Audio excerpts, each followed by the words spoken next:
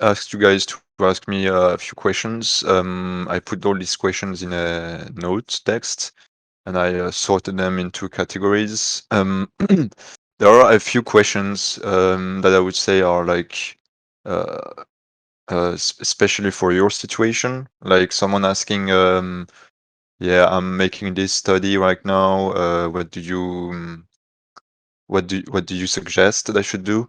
Not sure if we're gonna answer these ones. You are, however, more than welcome to ask them in the careers channel that we have here in the server. So if we don't have the time, yeah, just go ask them over there. It's gonna be plenty of people that are gonna help you. So Yep. just we're gonna do yeah. So this AMA, why did I plan it?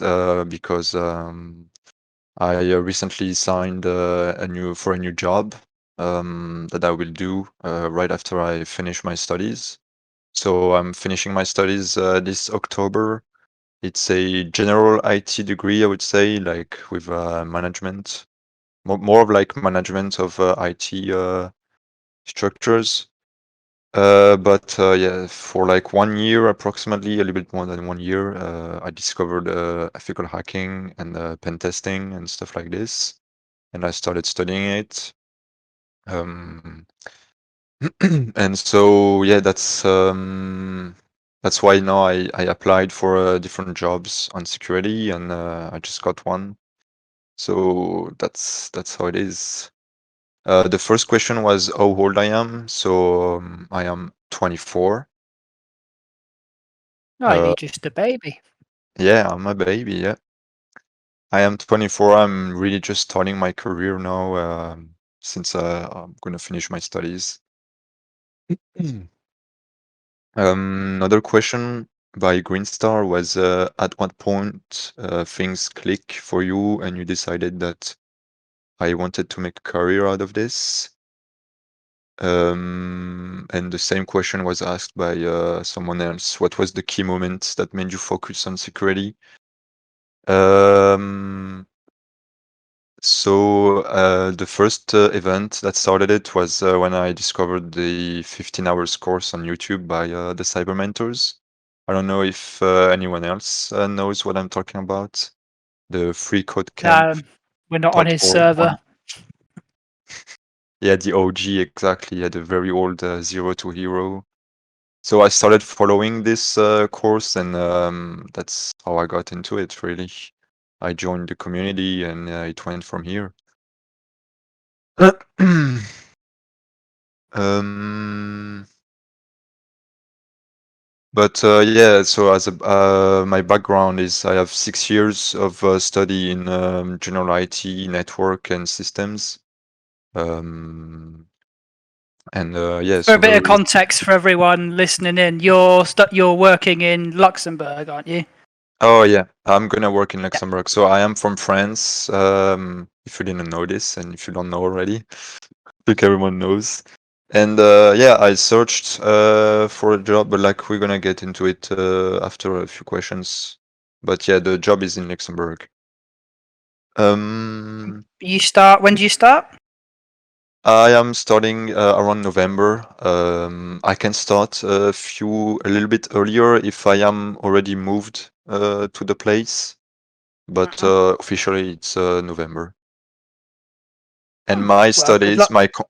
my current contract with the company that I am, because I'm working in apprenticeship, Mhm. ends on the 10th of October. Okay. Okay. Do you want me to introduce myself as well? Oh yeah, absolutely. Yeah, yeah. Just in case anyone doesn't know who I am, which is Everyone. shocking.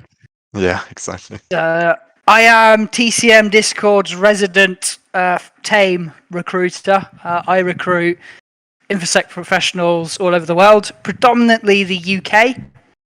I am British. I live here. It's just easier for me to hire people here. But I've been doing it for about 5 years. Um, yeah, have my own Discord channel for cyber jobs. I was the first recruiter on Hack the Box. And yes, Alec, I am going to go to hell for being British. I can't wait. I've already If you got my wanna seats. if you wanna share the link of your Discord, you're more than welcome to do it in the little channel that I set up, so people Yeah. can join. But yeah, that's me. So if you got any jobs questions, ask away. Yep, we're gonna get into this pretty soon. Maybe we can do a question for you already. There was a question by Templar Byte. Do you consider there is an age limit to join a red team? No. I actually had this question asked to me last night, and last night it was with four recruiters, including myself. So three, one from the US, one from Canada, one from Australia, obviously myself. We all said the same thing. Doesn't matter where you are in the world, there's no age limit unless you're maybe 70 and you're going to retire anyway. If you're like late 30s, early 40s, maybe even early 50s, you still got a chance to get into red teaming. It's never too late. You do have to put the effort in. It's not just going to fall into your lap, but it's never too late. Yeah. So yeah, you had this event last night with a few recruiters from the Five Eyes country, except New Zealand, right? Yep. Mm. That was the one. It's really fun. Okay. Nice. I'm just going to post the link into chat. So this is my Discord link, guys, if you want to join. you can post it in the channel just below. I'll post it in the AMA channel. Oh yeah, but you can post it in the AMA resources so it stays. If people chat, they can still see it. That's what it's for. Okay. But yeah, guys, join this server. There's a lot of good person like for advices. I think you do interview role plays as well. And interview role plays. We try and pair people up with real line managers. It will only be technical questions. We can't do soft questions in interview role plays because there's no company or anything like that. We also do CV roasting. Just don't go and pay a fortune for someone to write your CV. Just pop it in there. Obviously, don't dox yourself. Don't put your personal details on your CV because I will have to take it down for you. But we will roast people's CVs for them, tell them where they need to go, what they need to change. If they don't need to change anything as well, just so you got that confidence and stuff. All right. Yep. So a quick question that was asked for me, how skilled were you with Python before you started your journey into pen testing? Absolutely zero. I had absolutely zero skills in Python, and I know a little bit. I can read it, I can edit exploits, but yeah, that's it. However, I would say, intermediate in Bash scripting and PowerShell scripting. And if you know one programming language and you know the logic behind programming languages, it's gonna make learning another another language pretty easy. Let's see. Actually, yeah, we had another question for you, Paul, but related to the other one. If you have an advice to give to someone trying to break into the industry later in life. I mean, it depends on what country you're in. So I think what you need to do is do your research, figure out roughly what you want to do. If you want to be attack, defense, compliance, GRC, even if you want to be in sales, just figure out what you want to do. Then do your research on what those jobs require. So go on local job boards, look up what the jobs need. So if it's like a pen test role in the US, they might be asking for OSCP, they might be asking for CEH if it's a DoD requirement. But just look at what they need and then aim for what they need, basically. Aim to pass those exams, those certifications if they need them. That'll be your best shot. The other thing I'd say is to network as much as possible. I'm a big advocate of networking. And what I mean by that is going on things like LinkedIn, Twitter, anywhere where there's infosec professionals, particularly line managers, connecting with them, talking to them, asking for their advice. They might even give you a job. Yeah, if they see that you're keen and you actually know what you're talking about, might give you a shot. So networking is critical. Yeah, I think this actually applies for anyone, even like the question was for later in life, but honestly, it's for anyone. Do you agree? Yeah, it doesn't matter. I mean, you can get to head of pen testing, and maybe your goal is to be a CISO, where you got to connect with CISOs so that you know how to. Yeah, and if you find out that your friend, the CISO's moving jobs, chances are that the company he's leaving or she's leaving has a job to fill. So you can then say, well, do you mind if I take over your old job? Or would you put a good word in for me? So, yeah, network at every level. Right. Yeah. Yeah. Well, I myself, like, I was not a fan of LinkedIn, and I created it actually because of you a few months ago. And honestly, yeah, it has only done good to me. It has helped me a lot. Made connections with people in the industry. I got spammed by recruiters, of course, but it's good because you get an idea. You can, like, when you're especially when you're young and you don't know a lot about the industry, and when you have your first call with a recruiter and he asks you, how much do you think? How much in terms of salary are we talking? And you don't know. So that's with the experience. When you get to talk to different recruiters about different job positions, you're gonna know how to answer these questions. Yeah, I think it's important you find a good recruiter, one who actually knows what they're talking about. What I mean by that is they should know how much money you realistically you can expect when you get a job. They should also know what you need to do in order to be able to get that job. You know, if you're ready for it, they'll be able to say, right, yep, you've got OSCP. Let's look at this pen test role. Or if you're not ready for it, they should also be able to tell you. The only way you're going to find out who the good ones are is by talking to some bad ones, unfortunately. It's a little bit like dating. You will come across some bad ones. But, you know, one day you will find a good one. So just hang in there, I guess, with that. I'm just going to add something, Alek.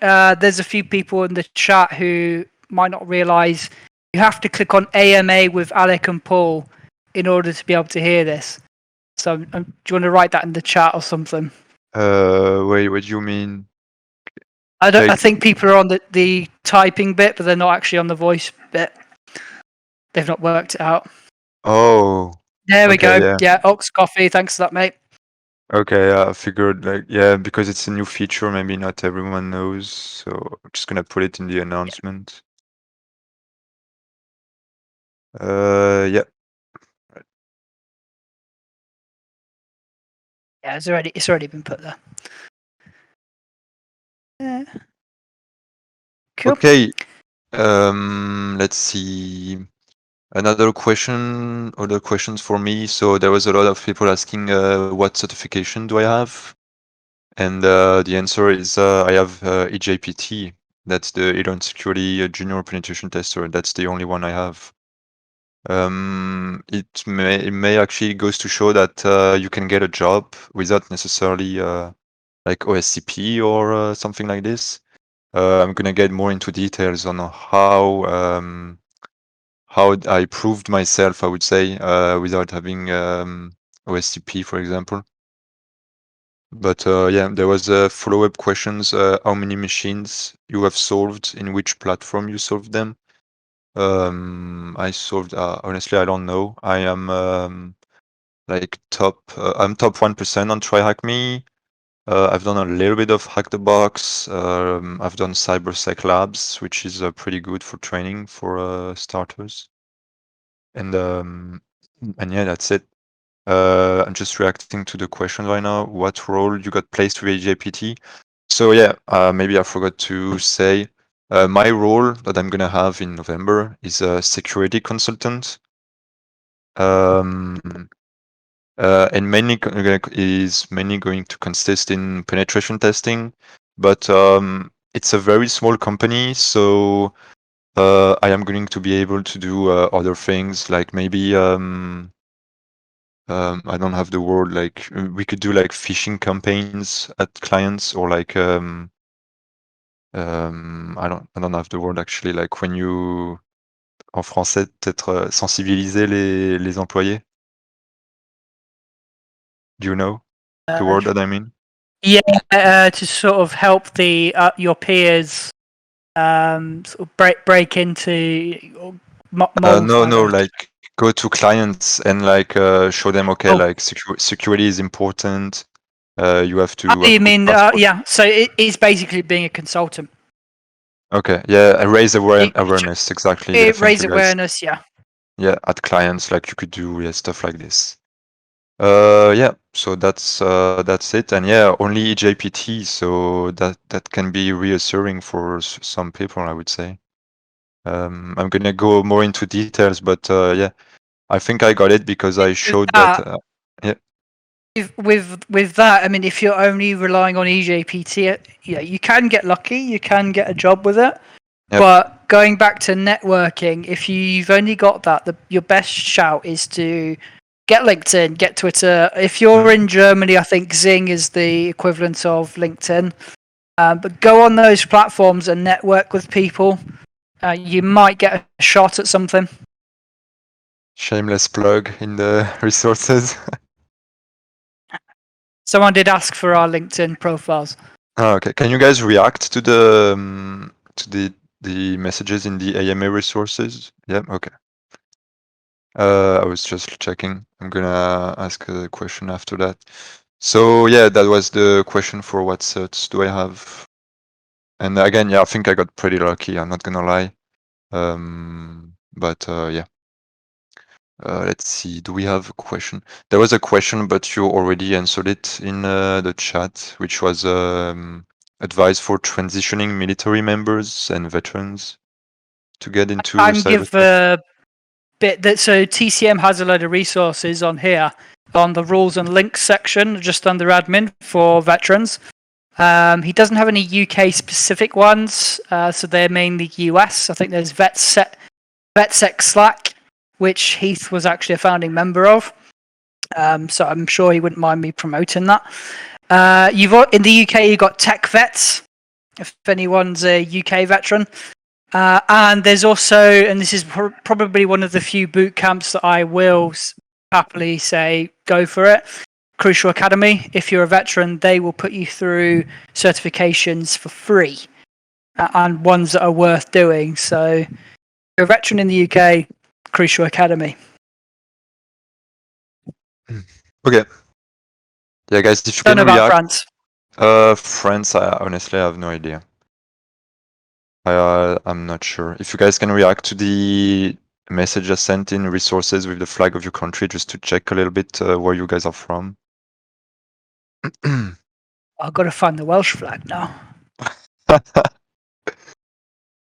Okay. Maybe we can actually go to a certification question. So yeah, there's that question that's been asked a lot of times. Do you think certifications are preferred over degrees by recruiters, and which are the one that you look for in a candidate? What's your opinion on that one? So this is something that I talked about last night as well. In Anglo-Saxon countries, degrees are pretty much worthless for most jobs. Certifications are king. Obviously, if you're not in one of those countries, look at the job boards first, see if degrees are in demand. Yeah, it's all about going back to doing your own research on the type of role you want to do, figure out what companies are asking for and going for it. But I could say, like, from what I understood last night, in the US, UK, Canada, and Australia, and New Zealand, so the Five Eyes countries, degrees, they're not really worth it. You're better off doing a cert. Okay. Yeah, to follow up with that, some people are asking in chat, how was the EJPT exam? I have like mixed opinions on it. It was practical, so that was a very good thing. But I think I over prepared for it, and I found it too easy. I was stressing out for it, and you have like 3 days, I think, and I ended up finishing it in like 1 hour or 1 hour and a half of actual work. So yeah, it was pretty easy, I would say. But it's actually a good experience because like yeah, it's a first experience in a certification process. So I would still recommend it. But if you're short on money, if you're like from a country where like maybe you're a little bit short on money and you have to get one cert and one cert only, just do the PTS. The PTS material with the labs and at INE, and if you can do the labs, you're good. You don't have to do the certification. Someone just said cyber job. Sorry, it's from my Discord. Closed permission. Atta, what you need to do is select a role in the code of conduct using one of the heart emojis. Then you will be able to see the rest of it.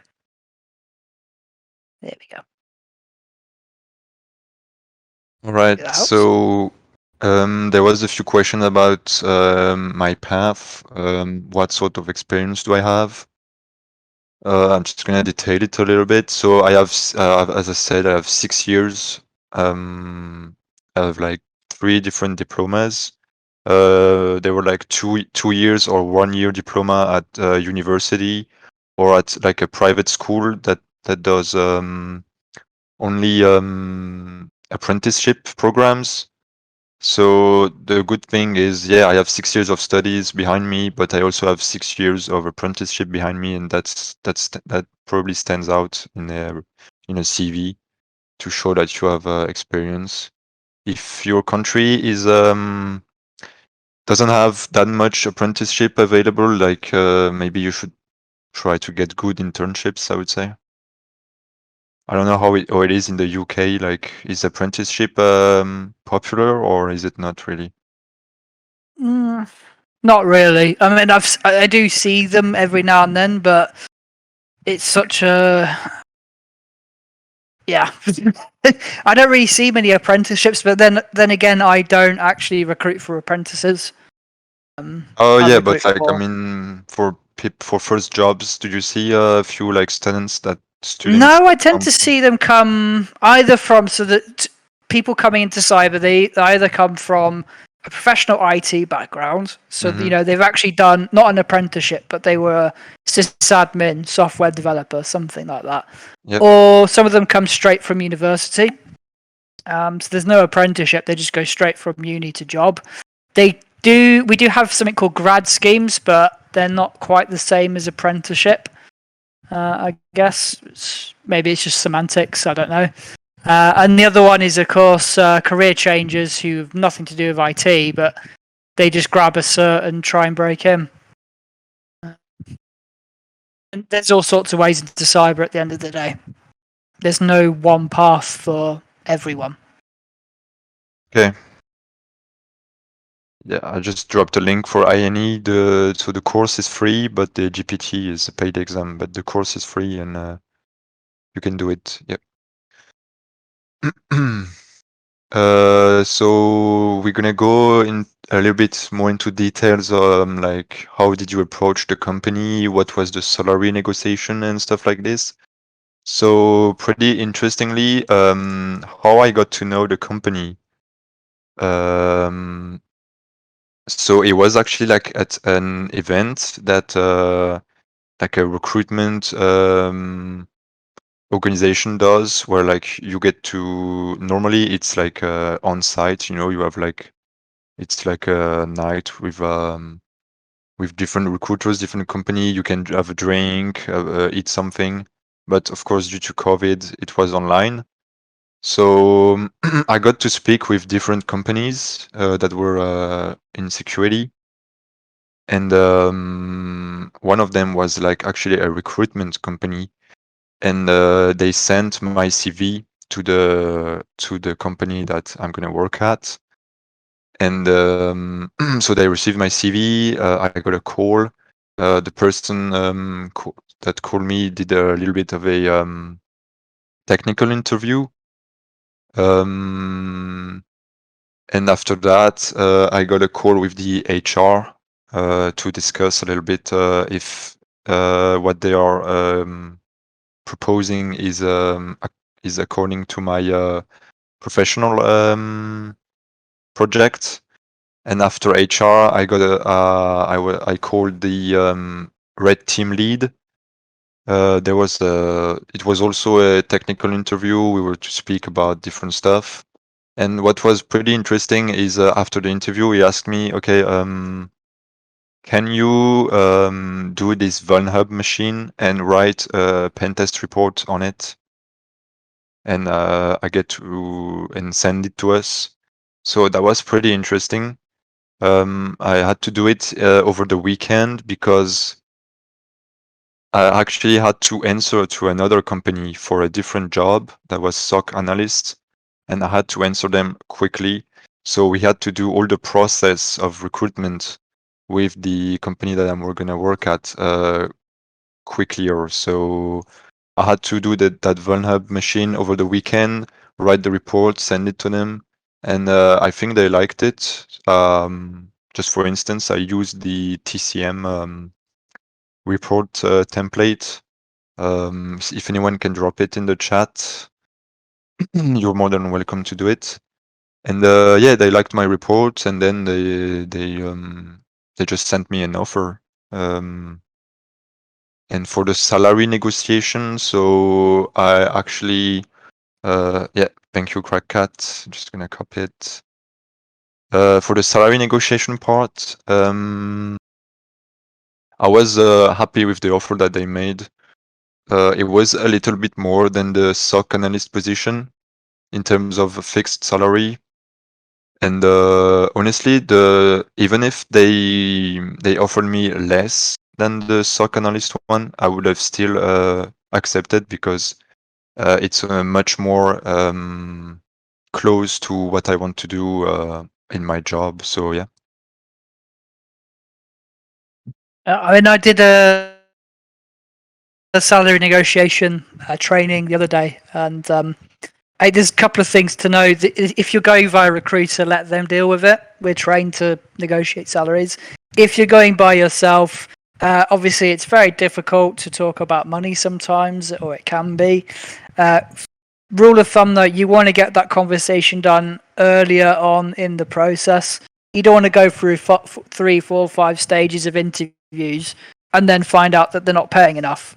So that's the main one. The other one is when you actually go to talk about money, you don't just pluck a figure out the air. You've got to do your research. Look at like local jobs. Obviously, they don't always put the salaries on the job advert either, which is annoying. But you can look at things like Glassdoor and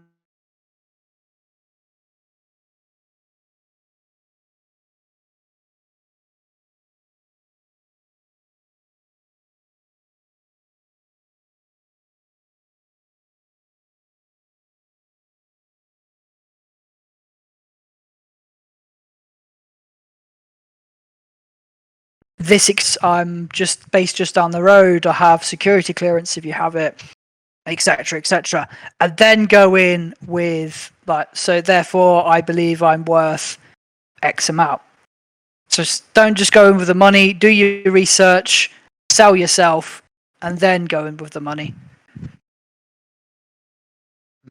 All right. Yeah, good advice. Yeah, I checked. I actually checked on Glassdoor and LinkedIn, but sometimes the numbers they're not that.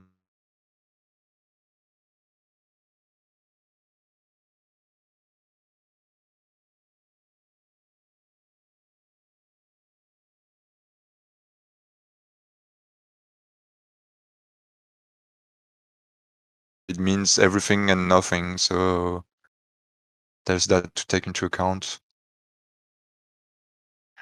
I mean, I placed a security researcher recently, and They had a good salary.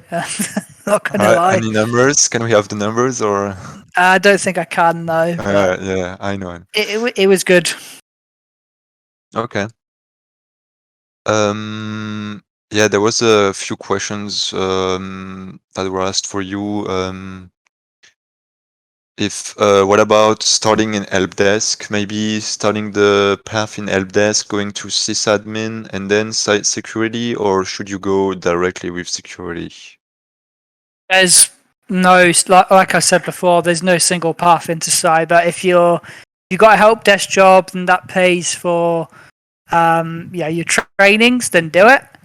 It will give you some good basics, especially if you get into sysadmin. You'll get some really good networking basics and skills that a pen tester who just came straight from uni won't have. So what you'll find is they might be, these guys might start as a pen tester from uni, and you might have started after you've been a sysadmin, but you will get promoted a lot faster than that guy who's just left uni because you know the basics really well. Your foundations are going to be a lot more solid, and because of that, you'll just progress a lot faster. But there is no one size fits all into the industry. All right. So we're gonna go with a little bit of interview and resume questions. Someone was asking, is there any good resume samples that you can share with us? My opinion, I'm gonna let you speak right after, is it's gonna depend on the country really, because different countries have different cultures in terms of resume. I can speak for France. In France, we like one-page resume. You can be a little bit fancy in terms of like layout. And I think like in the US, I checked a few security resume. It's very linear, like you have all in lines and like no fancy layouts. Do you agree? Yeah, it depends on the country. So Anglo-Saxon countries, US, UK, 2 pages maximum, unless you're a CISO. That you might get away with having an extra page or something. A couple of things to note: so certain countries, you've got to put a photo on there. Like France, I don't know if you have to put a photo It's ID on your disappearing, resume. slowly disappearing. You don't have to anymore. It was Okay. yeah. But certain European countries, you still have to put a photo ID. UK, you don't. In fact, it's encouraged not to. Same thing for putting your date of birth on, if you're married or single. Even your address. I mean, if you're in London, don't put your home address. Just put you're in London. They don't need to know more than that until the day you actually get an offer and they have to write a contract up. That's the point where they need to know where you live. But before that, they don't need to know it. So just keep a bit of privacy for yourself. There is a few good example resumes on my Discord. If you go on the CV roasting section, I've actually pinned a couple of good CVs or resumes. So feel free to check those out and use them as templates. Someone's asked phone number. Now, as a recruiter, I'll always say put it on there. If you're not comfortable having your phone number on your CV in general, at least provide an email or some way of contacting you. There's nothing worse than having no contact information, set on a CV, because it means, how do I get in touch with this person? If it's via a job board, often they won't even have your email address to email you. So at least have some way of contacting you on there if you're not comfortable putting your phone number up. I know contractors also have done it where they will get a burner phone, or they'll have a phone dedicated to that CV. So that could be a way around it if you don't want to have your personal phone number on there. But just have some way of contacting you.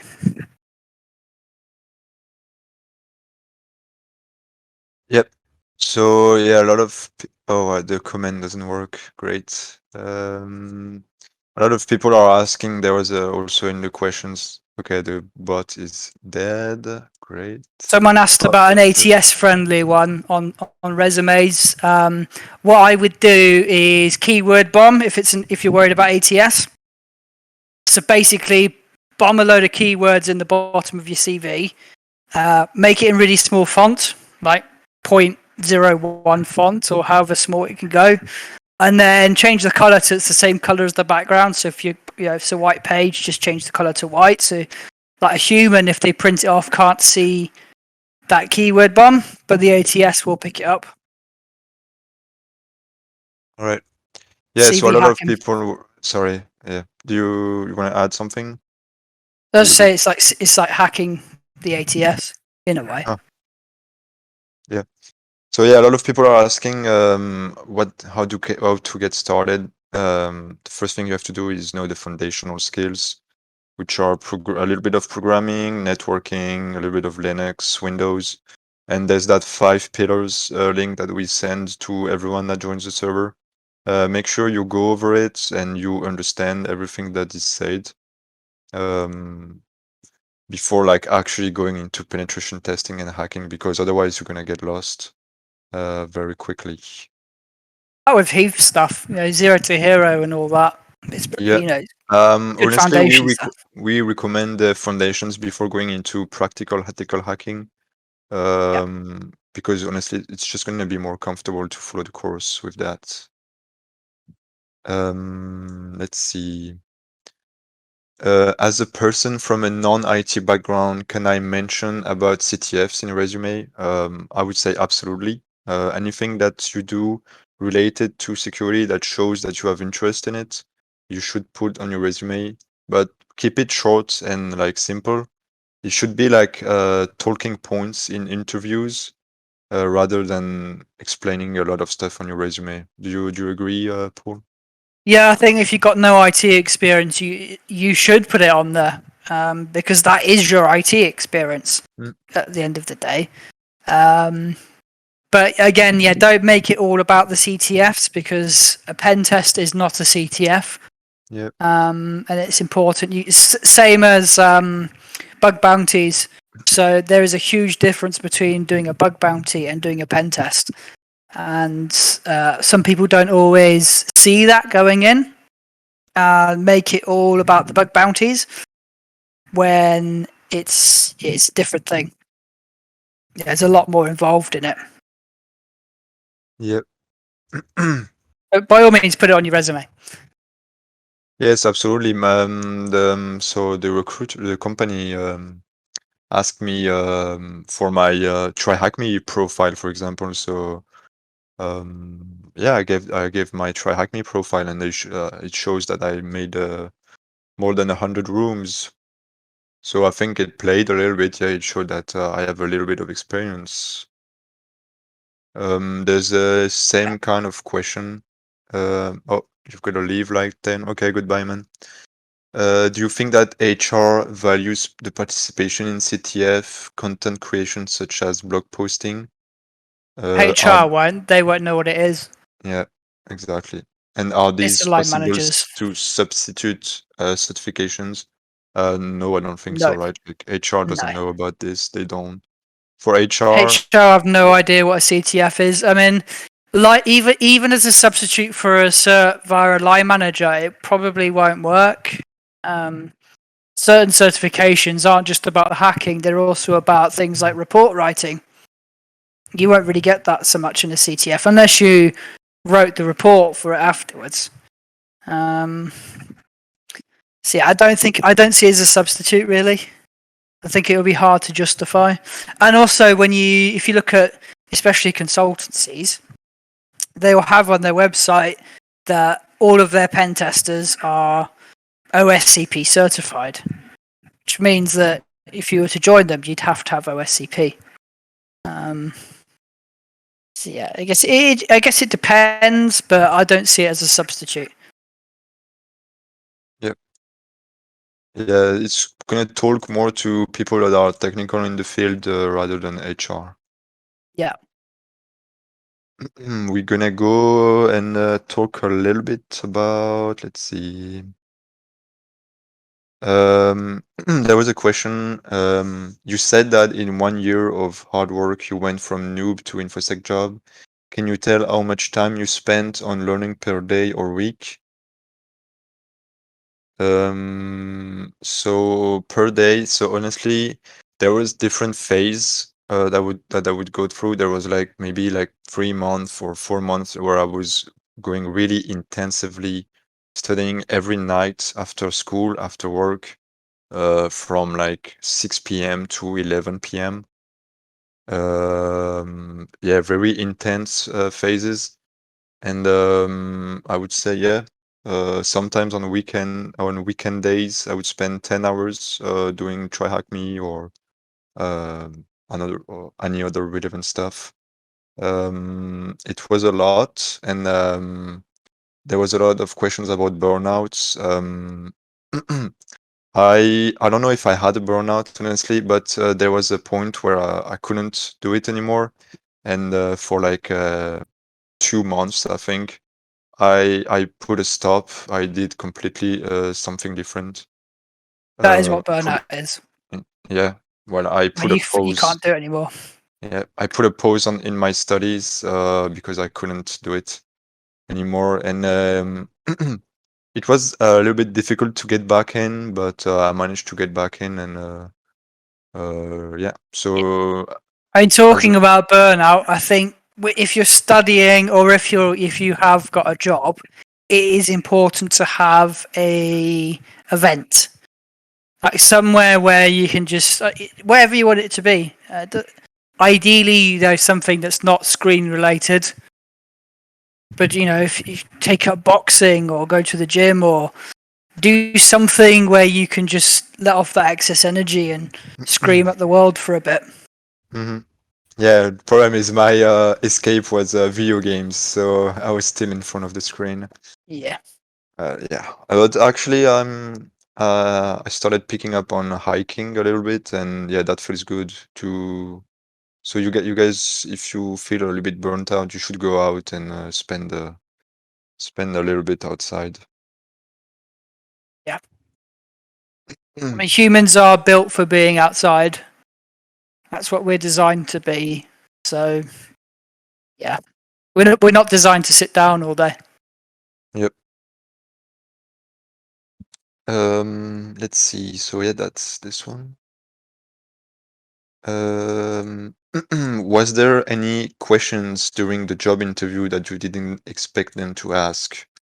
Um, Not really, honestly. We were going over the, I would say, like what you can find in like common questions for a security job. There was one question that was very interesting, and yeah, I didn't expect it, I would say. It was okay, so you enter google.com on your web browser. Can you tell me in the most possible detail what happens? Okay, and like you can talk hours about it. Like you go, you say, okay, there's DNS resolution, and then it goes through the Aussie model, like through your Ethernet cable all the way to your router. You can talk about different protocols, how the HTTPS, how the certification key is exchanged, stuff like this. So that was a pretty interesting question, and you can really go in depth and show how much you know about IT in general with these type of questions. And there was a lot of questions. How did I prepare for the job interview? I didn't prepare more than anything. I just checked common questions and see if I know them. I don't So, know if you have any tips for interview yeah, I've preparation. got a ton for interview All prep. right, So, let's see. most interviews these days are done via Zoom because of the COVID-19 virus. So, we don't really have to do many face-to-face interviews anymore, which is good. A couple of things to know about that. Check what's in your background when you have your screen on you. So make sure there's nothing embarrassing or personal that will give out any personal details. Try and put a nice shirt on. You don't need to suit and tie anymore, but a nice shirt is usually the way to go. If you're unsure about the dress code, just ask them. Some companies will be very casual, some will be a bit more formal, but if you're unsure, ask. If it's a big company, it will tend to be a bit more formal, is the rule of thumb. But obviously, even if it's casual, still have a nice T-shirt or something. Another thing is to research the company. Look up their, what they do, their customers. If you're doing, let's say, a SOC analyst interview, still look them up and see what other services they provide. If they're doing IR, threat intelligence, pen testing on the side, and just ask questions about those things as well. It shows you've done your research on the company. And finally, the person doing the interview, on the other side, the line manager or whoever it is, research them.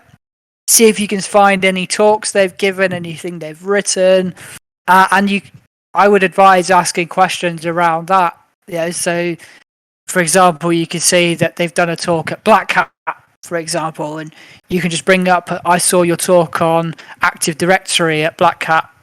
Just a bit curious to know a little bit more about that. It will stroke the line manager's ego a little bit as well. It's like, yeah, I did a talk at Black Hat.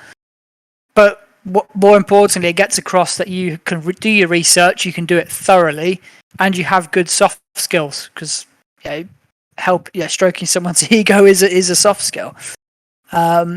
With regards to questions, so write them down so you don't forget.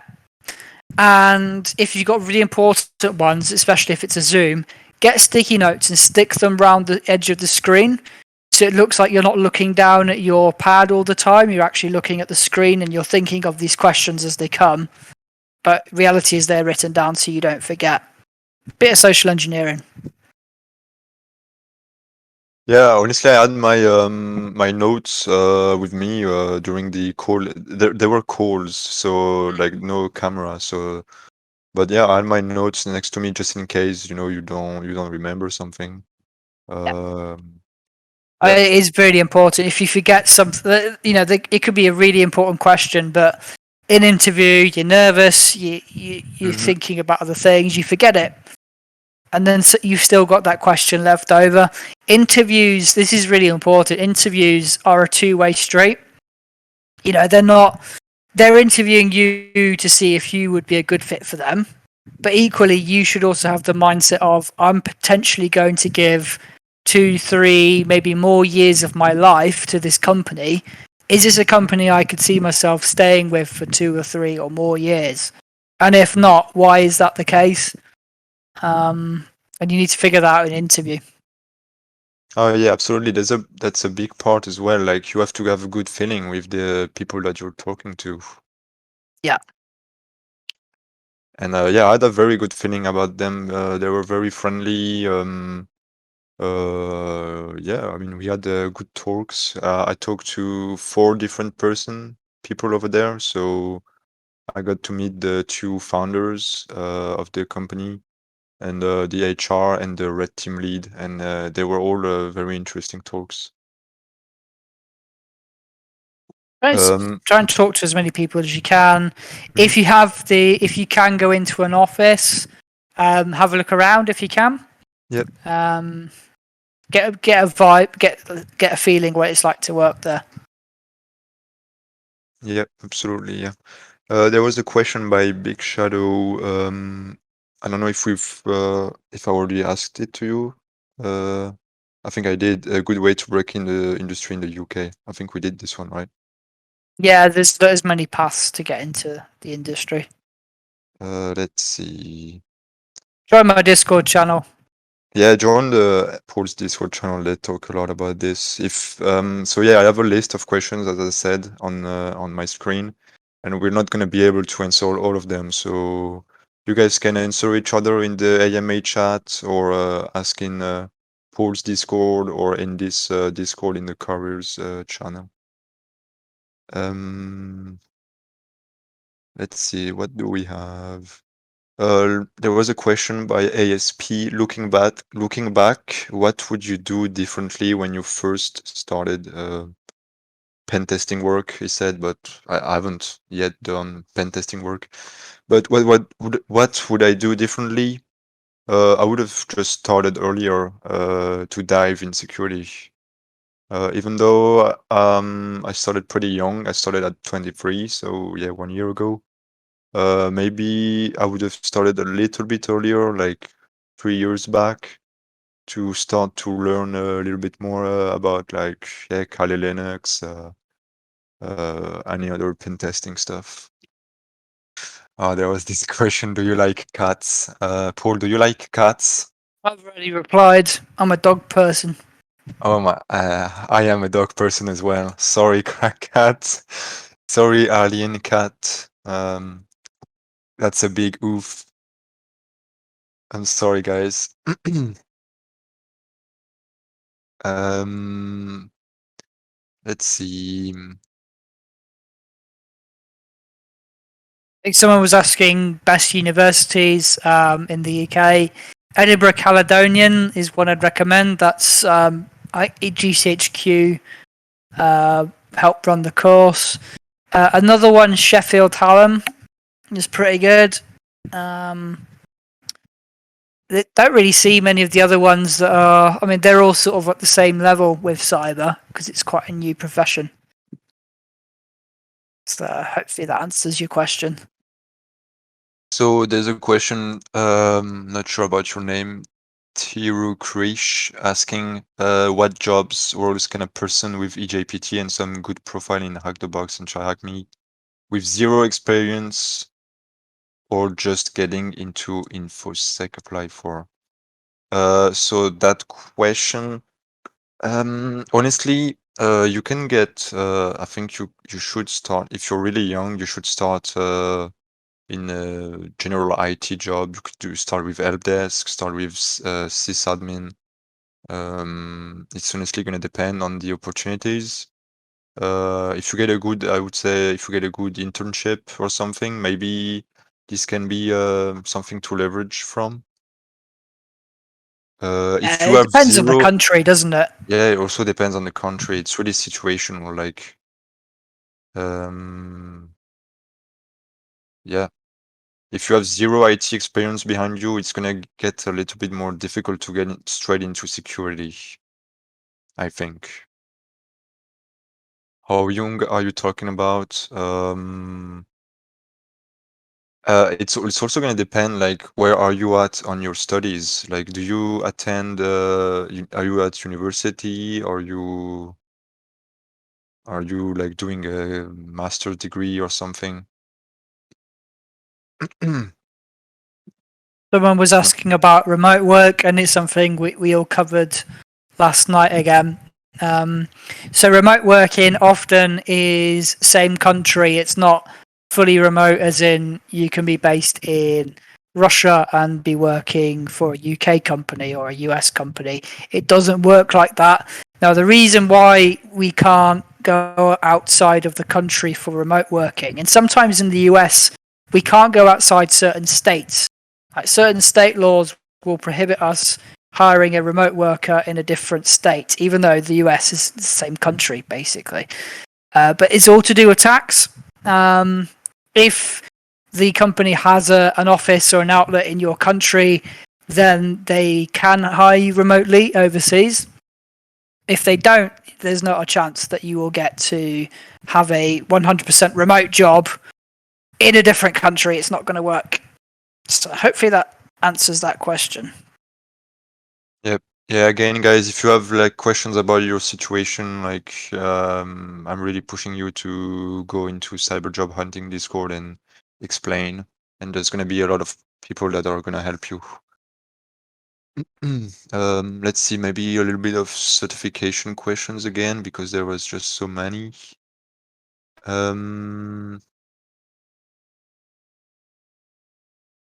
The end of the day, certifications, do your research on the country you're Yep. in. So someone was asking about Crest and Tiger. Definitely worth it in the UK. It's also worth it in Australia and Hong Kong, and I believe Singapore. Other countries are different. US, OSCP, India, I believe CEH is pretty useful. Yep. So Sadly. just, yeah. Ireland is very similar to the UK. So it will be Crest, OSCP, that sort of thing. All right. But there was like a kind of a opinion, I would say, question about certification. Like the cost of certification is only acceptable for some countries, but for a country like India, it's huge. Yeah. Do you think that the cost of this certification should be reduced according to the economy of that country?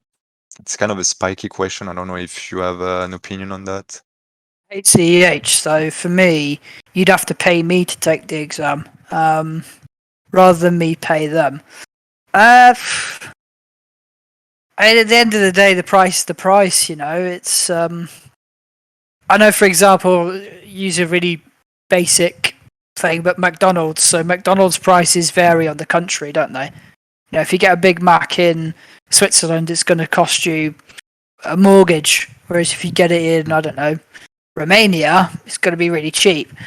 But yeah, I mean, I don't set the prices. No one here does. It's just one of those things, isn't it? Yeah. Let's see. Do we have? Is there a dream company that you guys want to work in the future? Do you have any, Paul?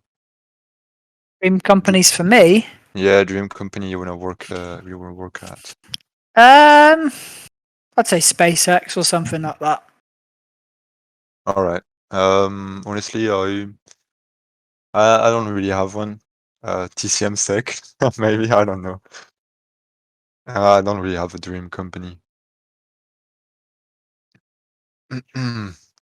Any Um, opinions on the big four for pen testing work? Yes, and none of them are good. Not sure what that is. Big Four, PwC, EY, Deloitte, and KPMG. That's it. Okay. They How did are. you If you go there as a worker, they can be factories. So you'll be doing back-to-back testing. You will burn out.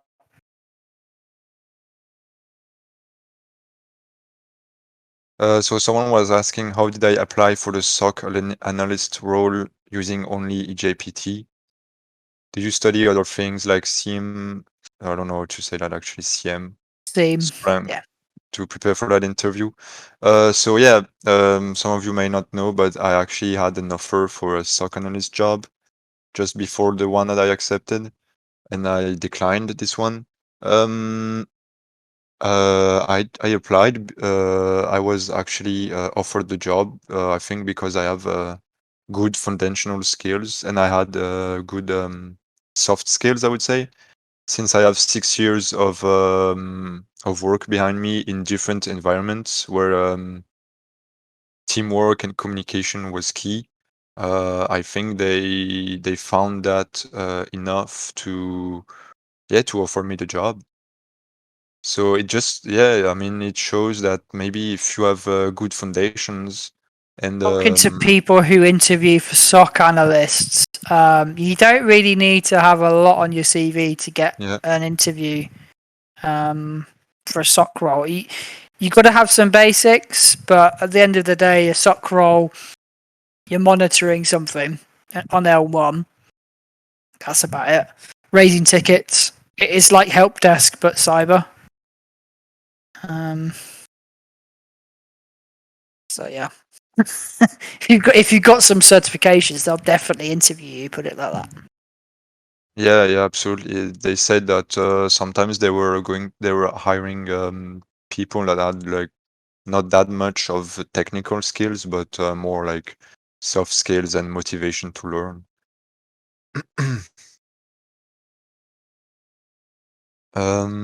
Let's see. Do we have any other questions? Do you know, I'd love to know what you think is the most underrated skill when it comes to blue team or red team? Most underrated skill. Soft skills. Yeah. Being able to not be a super technical person who can hack or do anything, but someone who can actually translate geek to English, whatever language you're talking, and get on well with a customer or a stakeholder. That is probably the most underrated skill. It's the hardest skill to teach. Anyone can learn technical stuff, but it's really hard to teach someone to be a person, like be social. It's more something that you work on every day and you have to Yeah. have experience. What I'd recommend, especially if you're still fairly young and about to start university or something, try and get a retail job for a year. Yeah, because retail will really push the boundaries. It will force you to be social. You'll be dealing with the general public, like Karens coming in complaining about random stuff, and you have to be able to deal with them. It is being thrown in the deep ends, I guess, but it's a really good way to learn. It's like being thrown into the deep end of a swimming pool and saying, right now you got to swim.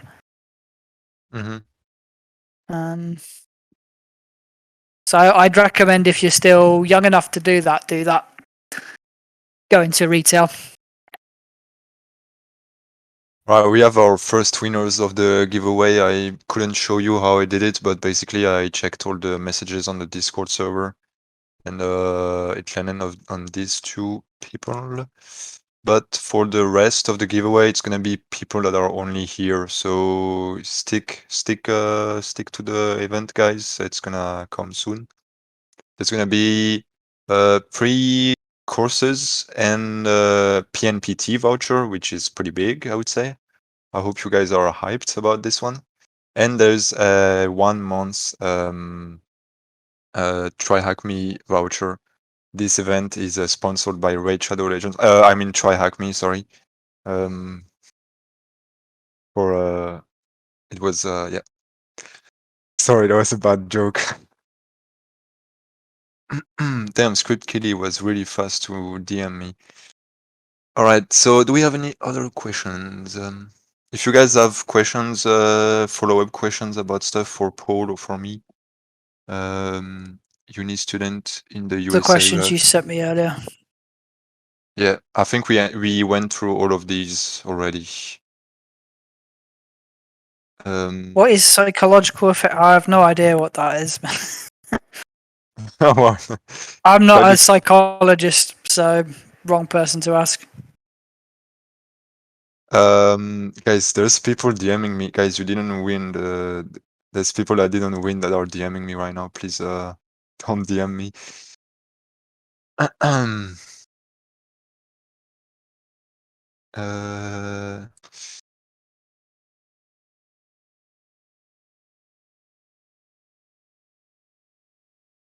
Well, there's a question that's probably more for you. How do you prepare for PNPT exam? How do I need to prepare? Yeah, there was a few questions about this. So going through the courses on the academy, I would say doing Try Hack Me networks like Throwback, Reef, and the new one I think is Holo. This one can help. And honestly, yeah, I think that's enough. Do some random boxes on different platforms to help with the experience. But keep in mind that the PNPT is it's like realistic compared to SCP, and it's really gonna test your I would say your skills in what would be an actual pen test. So yeah, it's not about just like scanning and throwing an exploit that you found on exploit.db. There's a little bit of thinking behind it, and also train your reporting skills. Like write reports about a box that you did, let's say on VunHub or TryHackMe. Write an actual report of the findings, so you're more comfortable with it. Do I have any walkthrough or reports of my TryHackMe boxes? I don't. I take notes of most of them, but I don't publish them on the blog. resources for Active Directory environment. There's actually a lot. If you check this channel, Windows AD, go check this channel, check the pins, and you have a bunch of links that you can use.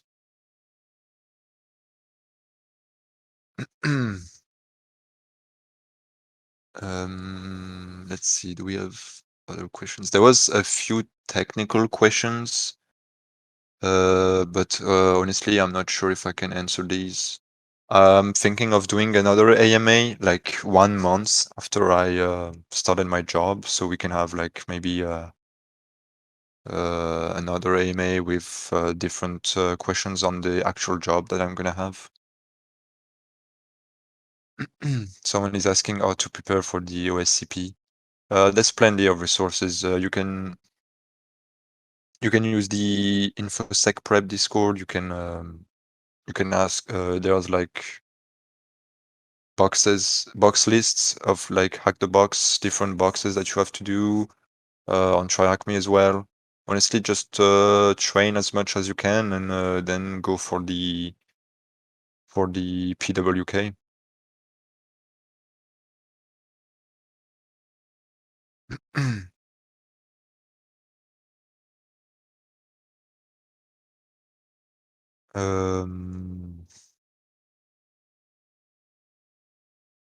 There's a question for you. How do you get prepared to go into DFIR, so Digital Forensic Incident Response? So the easiest way is to go via SOC, work your way up. So do SOC Tier 1, SOC Line 2. And SOC Tier 3 is IR, it's instant response. That's the easiest way for a junior, just to go straight in there. You can do some courses, get familiar with IR tools like Ncase, for example, and those sorts of things. But by far the one that will be easiest, the one that will also get you more money, is via SOC.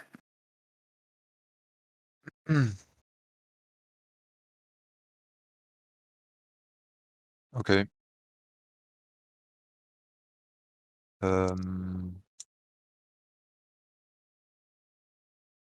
There's this question: given the rarity of relocation listings, would one be wasting time putting focus on recruitment abroad?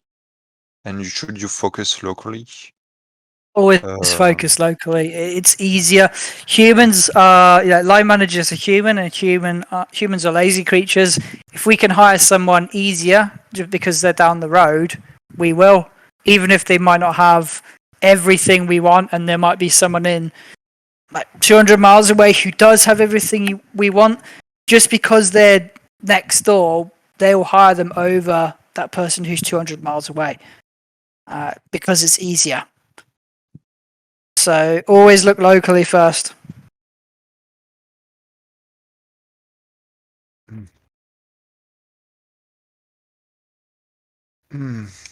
All right. I'm just picking the winners, so I'm a little bit busy. I don't know if there's any other questions.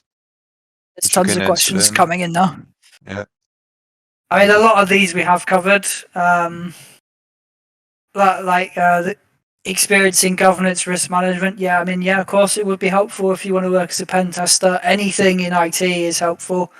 Yeah, there's no, like I've said before, there's no one path that fits everyone.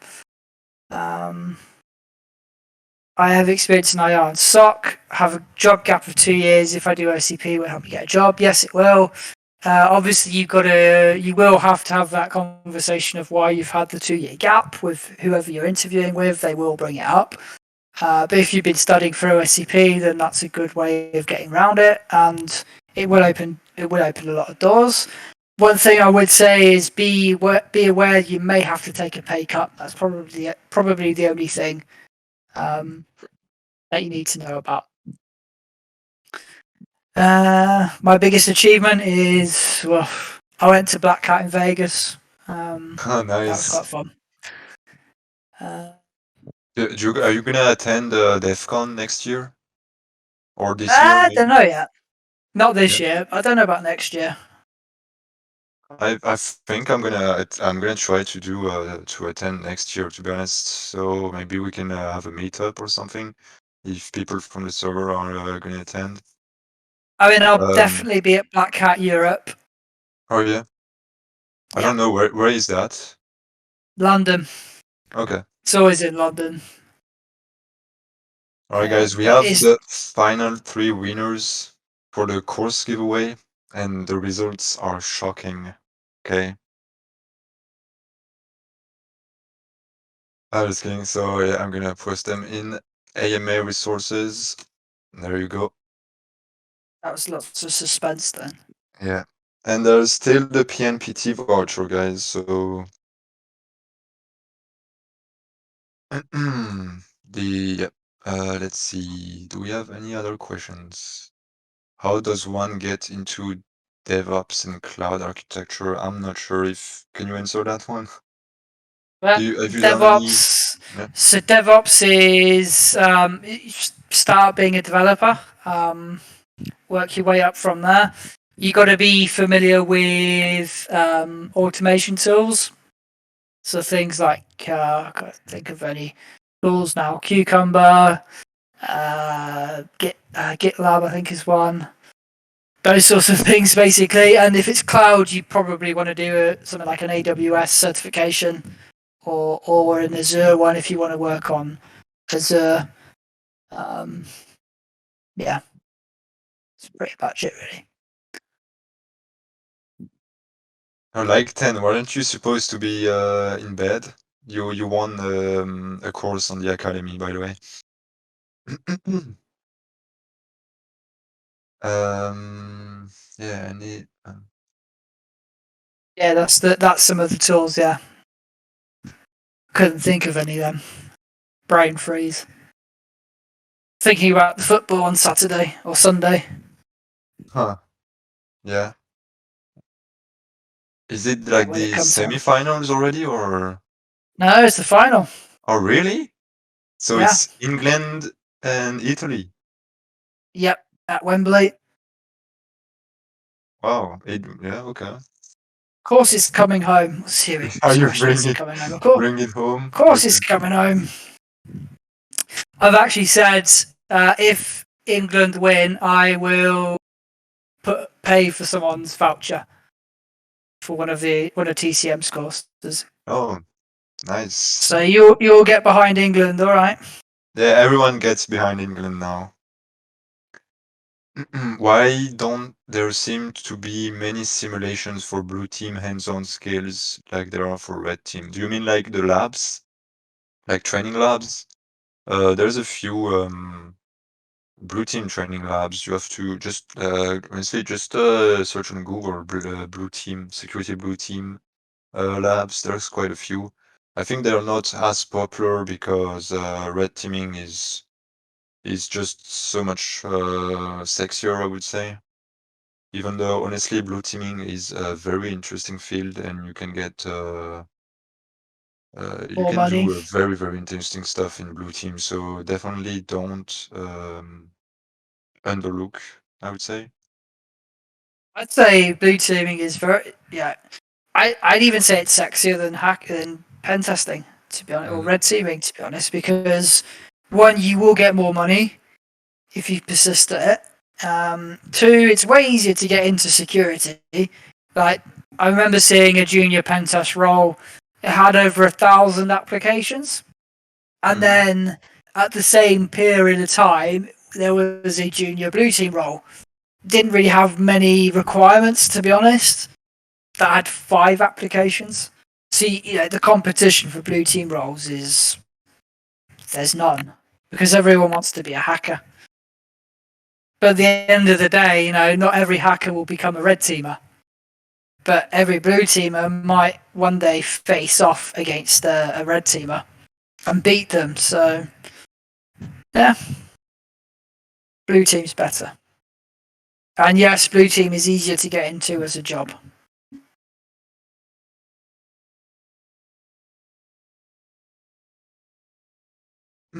All right, guys, we have the PNPT winner, and I'm gonna be honest, the results are shocking.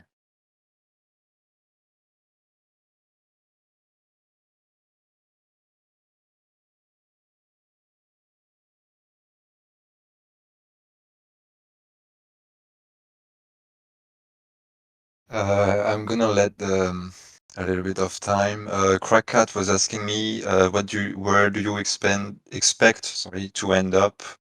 Want to stay in your role or move up to become pure manager or something? I think my professional project is yes, be like a pen tester or security consultant for a few years, like 10 or 15 years. And I think when I get older, I want to be like CISO, is it right? Like CISO. CISO, yeah. Is Uh, it S to Z or what's it in French? RSSI in French, RSSC. which is That's it. responsible for security of information system, basically translated literally. Yeah. All right, guys, the No, I've never been results. to India. You've never been to India? I have never been to India either. All right, guys, the results are about to drop, and let me tell you, it is shocking. And there's gonna be after that, there's gonna be another winner for the Try Hack Me voucher. So just don't leave right after I announce the winner. And I would like to say thank you for coming. The event is gonna end in like 15 minutes, but yeah, thank you for coming. All right, here it comes. We've got our winner.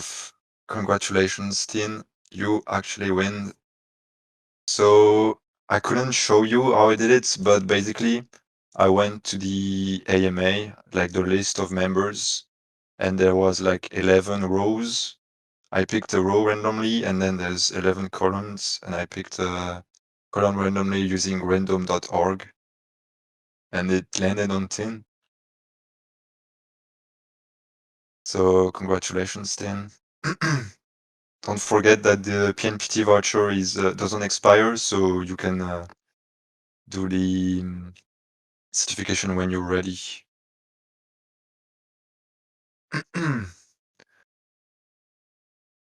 Any thoughts on opening your own company for consulting? Yeah, as you said, I think it's really hard because you have to manage a lot of stuff, and I think the hardest part is like getting your first clients. Do you have any insight on this? How to get your first clients in the I mean, industry? I work in sales, so clients is what I'm about. So Yeah. I wouldn't have any problems getting a client on board, but techie people do. It's going back to the soft skills, how to talk to people as a techie, um, and how to talk to people in English because they might not necessarily understand what it is you're doing. That's probably the big challenge. The other challenge is, you know, you might start a business because you've got a friend who you can go to as a first client, which is great, but you need to start getting other clients on board as quickly as possible because if your friend suddenly, they've got something wrong with their business and they need to cut back, you might be on the chopping block, and suddenly your business will, you know, be in a very tricky situation. Um, it doesn't necessarily get easier as things go on because, you know, you start taking on employees and suddenly, you know, if there's a month where work isn't great, if you're working for yourself, you can say, right, I'm not going to take any salary this month to keep the business going. But when you've got employees, you have to pay them. So suddenly there's a lot more pressure on that side. Um, so it's a lot harder than it looks, especially in the beginning, to get it off the ground. I think there's one thing you need to know in business, and that's the 3-year rule. So your first year, you will make a loss, whatever you do. First year is a write off. Your Mm-hmm. second year, you will break even as to how much money you've put into the business. You should break even. Third year is when you start seeing a profit. It Yeah. usually takes 3 years for you to start actually seeing a return on your money.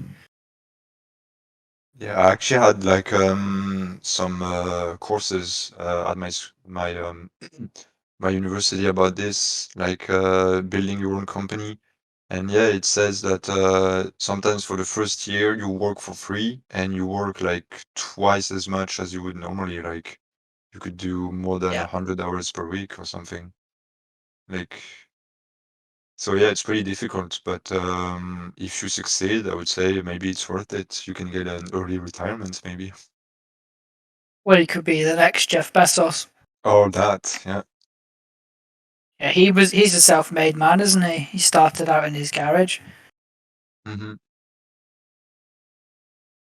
All right, So guys, yeah, I have the final winner for the. This is for the Try Hack Me 1 month voucher. So I've got the winner, and let me tell you, the results are shocking. Good one, Kiwi. Good job. All right, I'm just gonna do it without further ado. There we go. That's the winner, Rifalvi. Good job. You won the Try Hack Me voucher. You can DM me, and I'll send it to you.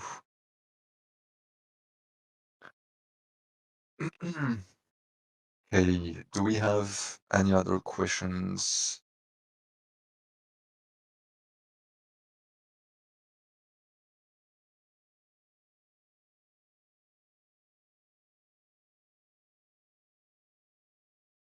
Isn't isn't a big part of why people don't want to blue team is because it often turns into being on call late at night and getting blamed for the bad and not recognized for the good. Um, I don't know. Do you have an opinion on that? no, I just think that when people are studying for cyber, they see hacking and they go straight for that because it sounds cool. Mm-hmm. I don't think it has anything to do with sock rolls. You will have to work shifts. Instant response. I mean, if the incident happens at midnight and you're the one who has to deal with it, you have to deal with it. That's your job. But at the same time, you will get a lot of companies will give you that extra time off if you've dealt with a big incident, just to recharge your batteries. Um, yeah, if you're the CISO, I mean, the CISO is the fall guy half the time, although there is more and more sort of movements for CEOs to be more accountable for their security, especially in bigger companies. So, yeah, I don't think that's what's putting people off.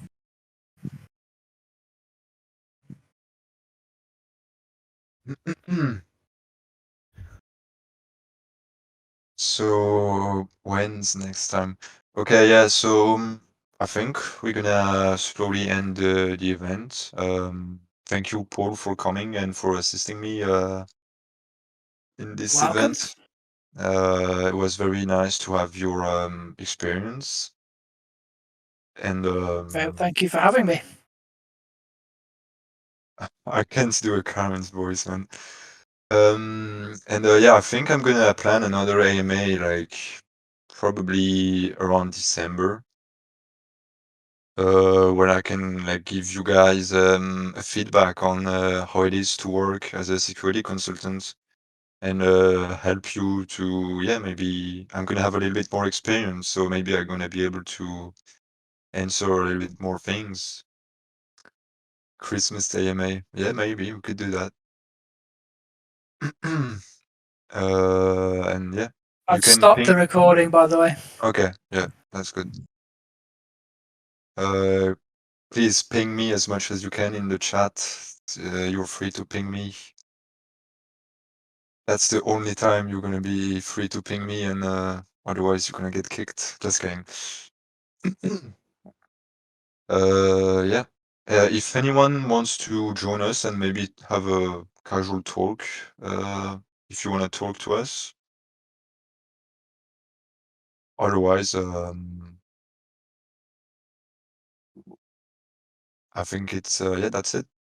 Do you have anything to add, Paul? No, not really.